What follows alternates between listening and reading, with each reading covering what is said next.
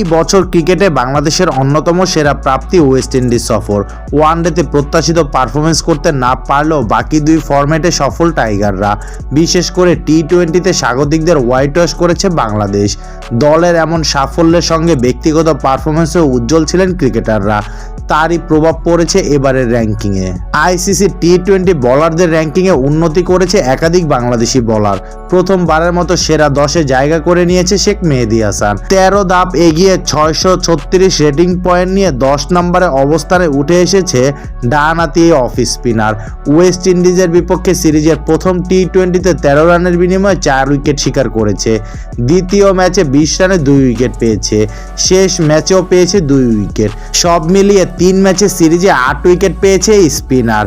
এই সিরিজে দুর্দান্ত ছিলেন বাংলাদেশের পেসাররাও, বিশেষ করে তাসকিন আহমেদ। অভিজ্ঞ এই পেসারও ক্যারিয়ার সেরা অবস্থানে আছে। 7 ধাপ এগিয়ে 630 রেটিং পয়েন্ট নিয়ে 11তম স্থানে উঠে এসেছে এই ডানহাতি পেসার। মেহেদী তাসকিন ছাড়াও সেরা 20-এ জায়গা করে নিয়েছে বাংলাদেশে আরও এক বোলার। 21 ধাপ এগিয়ে 17 নম্বরে উঠে এসেছেন রিশাদ হোসেন। এই লেগ স্পিনারের এটি ক্যারিয়ারের সেরা অবস্থান। 23 ধাপ এগিয়ে 24তম স্থানে উঠে এসেছে হাসান মাহমুদ।